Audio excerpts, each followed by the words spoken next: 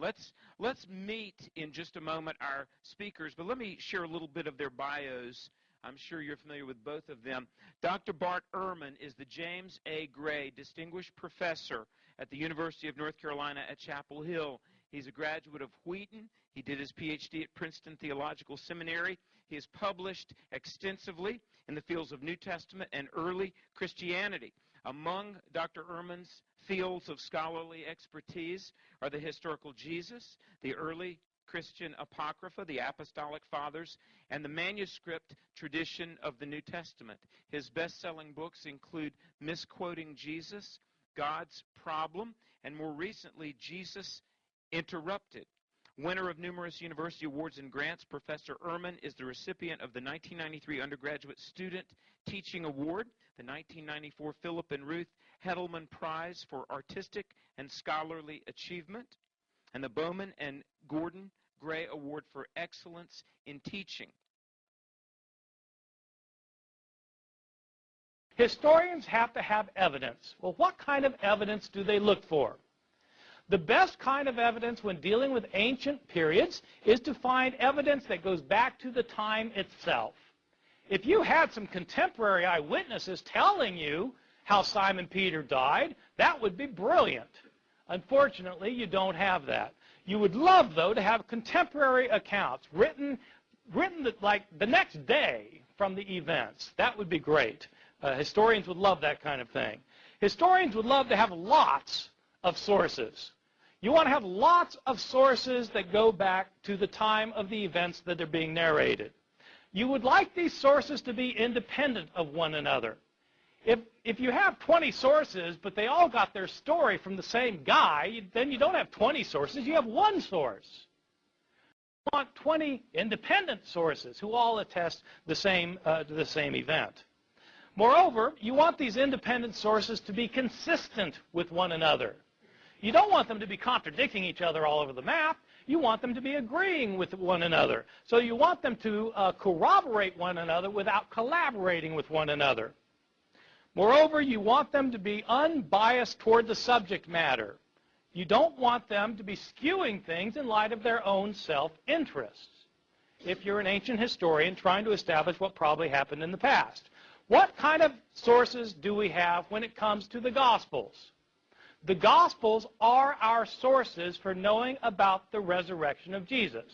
Are they the kind of sources that historians would want when trying to establish what probably happened in the past? I think the answer to that question is no. When were the Gospels written? Well, they are not contemporary to the events they narrate. Scholars debate when the Gospels were written, but by far the most common datings are that Mark was written sometime around 65 or 70 A.D., Luke and Matthew about 10 or 15 years later, John maybe 10 or 15 years later, so John maybe around the year 90 or 95, Matthew and Luke around 80 to 85. These are the dates that are taught throughout the universities and divinity schools and seminaries of North America and Europe. I take them to be right for reasons that I can give you if anybody really wants to know. It's complicated arguments. If these dates are correct, it means that our earliest account of Jesus' resurrection is 40 years after the event. 40 years after the event. Well, Paul was writing before that, wasn't he? Yes, Paul was writing before that. Paul talks about the resurrection in 1 Corinthians. Well, that's 20 years after the event, so that's better. The Gospels give us the narratives. Paul makes reference to it, but there's a 20-year gap. You don't have somebody who was there writing about it. Second point, none of the authors were eyewitnesses. Paul himself indicates that he was not an eyewitness, and none of the gospel writers was an eyewitness.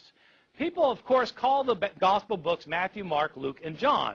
Well, they call them Matthew, Mark, Luke, and John because we don't know who wrote these books, and there's no point calling them Sam, Fred, Jerry, and Harry. I mean, they're written by people. We don't know who they were written by. They are anonymous. You might not think so because they have the title, The Gospel According to Matthew. Whoever put that title on it was an editor later. The original books are all anonymous, written in the third person. Moreover, the followers of Jesus were Aramaic-speaking peasants from Galilee. Lower-class men who were not educated. In fact, Peter and John in Acts chapter 4, verse 13, are literally said to be illiterate. They couldn't read and write. Of course not. They were fishermen. They didn't go to school. The vast majority of people in the ancient world never learned to read, let alone write. And their native language was Aramaic. These books are written in Greek by highly educated, rhetorically trained writers who are skilled in Greek composition. Probably not disciples and don't claim to be disciples. Where did these authors get their stories from? Well, if they were not disciples of Jesus, they must have heard the stories from somebody. Who heard the stories from somebody, who heard the stories from somebody, who heard them from somebody. Stories about Jesus, including his resurrection, had been in circulation year after year after year from the time that his disciples knew that he got killed and believed he got raised from the dead. They told stories to convert people. They improved the stories sometimes. They changed the stories sometimes. The stories got modified in the process of transmission over the course of decades before anybody wrote the stories down. These stories are based on oral reports that have been in circulation for decades. What happens to oral reports in circulation year after year, decade after decade? They get changed. What evidence do we have that the stories about Jesus' death and resurrection got changed? You can read the stories yourself. Simply read Mark's account of Jesus' death and then read John's account of Jesus' death and make a list of everything that happens in both and compare your lists. You will find that there are stunning differences. In fact, there are discrepancies.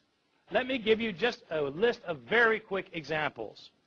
What day did Jesus die on? That's a simple question. And luckily, we're told in both Mark and John. In Mark's gospel, we're told that Jesus died the day after the Passover meal was eaten in Jerusalem. John tells us explicitly, chapter 19, verse 14, that Jesus died the day before the Passover meal was eaten, on the day of preparation for the Passover. That's different. He couldn't die both days. What about the time? According to Mark, he died at 9 in the morning. According to John, he wasn't condemned to death until afternoon. John 19:14. These are accounts that differ from one another.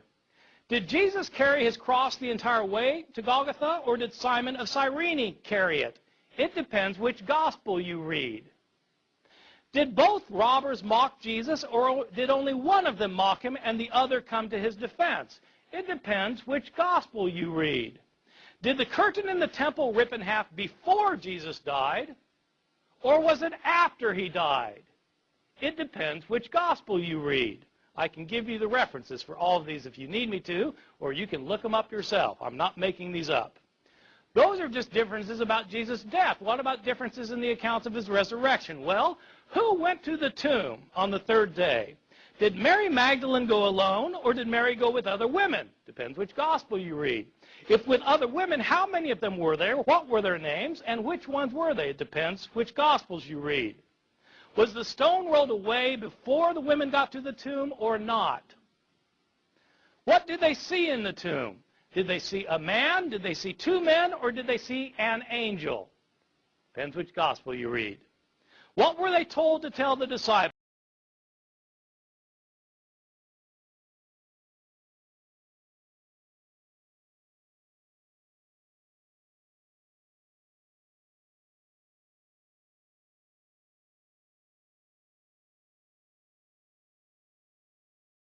What were they told to tell the disciples? Were the disciples supposed to stay in Jerusalem to see Jesus, or were they supposed to go to Galilee? Depends which gospel you read. Did the women tell anybody, or were they silent about it? Depends which gospel you read. Did the disciples ever leave Jerusalem? Or did they never leave, or did they leave and go to Galilee?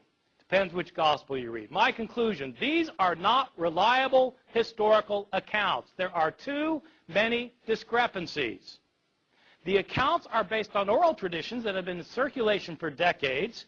Year after year, Christians tried to convert others by telling them stories to convince them that Jesus was raised from the dead, and they changed their stories while trying to convince people. These authors were not eyewitnesses. They're Greek-speaking Christians living many years after the fact. They're telling stories that Christians have been telling all these years. There was nobody there taking notes. Some of the stories were invented, many were changed. For this reason, these accounts are not as useful as historians would like as historical sources.